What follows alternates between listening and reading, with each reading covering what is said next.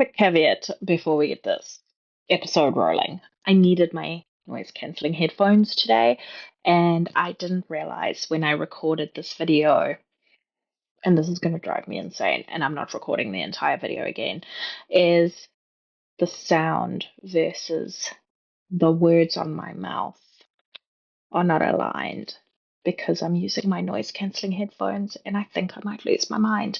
So that's just what we're going to be dealing with today.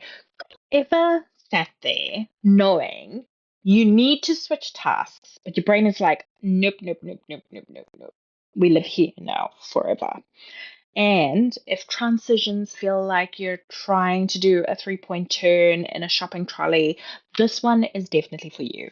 By the end of today's session, you're going to know exactly what's happening in the AuDHD brain during task switching, and you'll leave with simple science-backed tools to unstick yourself without any shame or panic. So, we'll cover off hyperfocus, cognitive inertia, demand avoidance, and a few ridiculously simple transition rituals that work even on meltdowny days. So let's switch.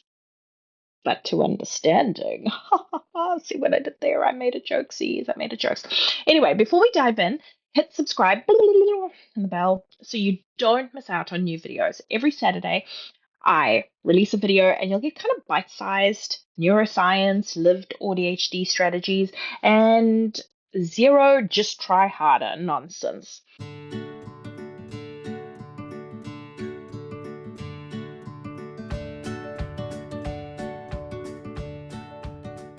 So hi, I'm Nicola, your neuro-fabulous friend, and I'm trying to keep our chaotic raccoons raccoony. So I'm late diagnosed ADHD, and I blend lived experience with deep dive research so you don't have to doom scroll PubMed at 2 a.m. Viewers say so far that these videos feel like getting a hug and a plan. Yay! That's kind of the vibe I'm hoping to get across. I opened my journal and then I forgot what I was doing. Classic. So, let's get started. Why is switching so hard? Task switching asks your brain to downshift from the one set of rules or attention that it's doing right now to another. And for many of us with ADHD, three things gang up on us simultaneously: executive dysfunction and cognitive inertia. This is the brain's gearbox. It gets sticky, and it is naturally sticky. Starting and stopping take more effort, especially if working memory is already crowded. Hyperfocus and monotropism, where ADHD can lock you into what's interesting. Hello, dopamine, while autistic attention naturally narrows into deep channels. And that's great for flow, rough for sudden pivots. Demand avoidance and anxiety. Now, this is a really interesting one. Abrupt, externally imposed change can feel like a threat. If predictability or control vanishes, our nervous system may slam on the brakes, freeze, bargain, or melt down. That's why just switch tasks lands like just teleport. You're not lazy. Your brain is protecting you, just sometimes in unhelpful ways. So, what does this look like on a day to day basis? Quite often, hyperfocus becomes a hangover. The hours disappear. Sometimes someone speaks to you and it sounds like they're boop, boop, boop, or you don't even hear them. I don't even hear people. People can have a chat with me and I'm focused. When you do stop, you feel dazed, irritable. Okay, maybe irritable is an understatement. I feel incandescent rage. The next task feels like stepping out of a warm bath straight into a snowstorm. Then there's task paralysis. You want to start, but your body feels heavy. The clock says switch to task B, and your brain says, we will after we Google 47 things about kettles. Ah, you also have transition spikes. 5 more minutes, then turns into 20. Unexpected meetings, school bell changes, or a partner's quick question can trigger shutdown or really bad snappiness. Again, Incandescent rage. I'm so sorry to my partner.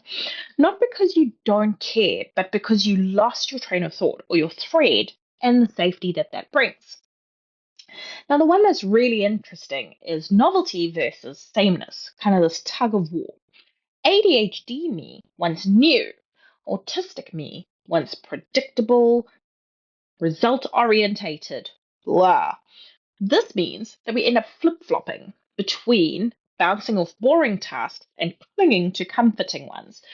At work, what I've done is I've learned to manage this tug of war by time blocking, scheduling in clear blocks so my brain knows when the change is coming, scheduling in kind of like a wrap up block, and I give myself a little bit of a dopamine switch. So I give myself 10 minutes on something I really enjoy, like creating a new process or doing research. That way, novelty and sameness both get their turn, and I stay on track without feeling burnt out. So let's normalize it. Let's normalize all these weird, like little hacks that we need to do to keep our brain excited. These are recognizable patterns, not character flaws. Question for you. What's the one transition that derails your day the most? And what's one cue you could try this week to soften it? I'm curious to know, so drop in the comments. I read them and share. I do share great ideas in future videos.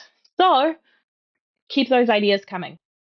Okay, so let's look at the toolkit. When we're making a switch easier, we need to look at the shape of the environment so switching can cost less for us on our brains.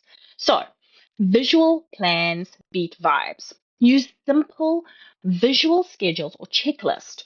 At 10 o'clock and 10:30, I will send emails. At 10:30 to 11 o'clock, I will work on project.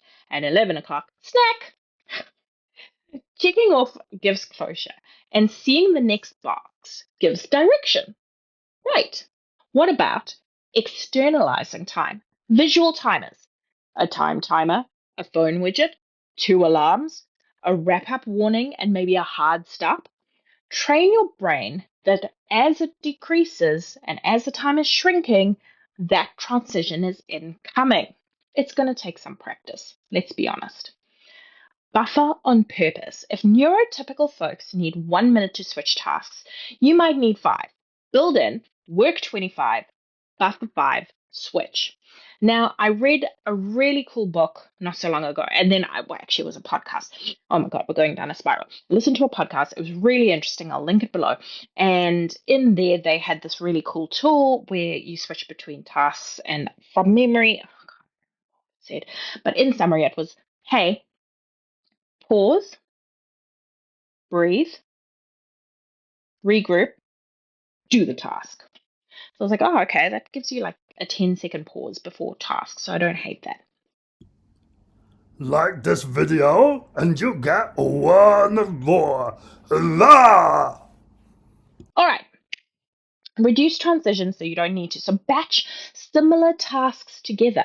Prep dinner on Sundays, cluster errands, keep a bin station. So the setup there and the transition is pretty much frictionless.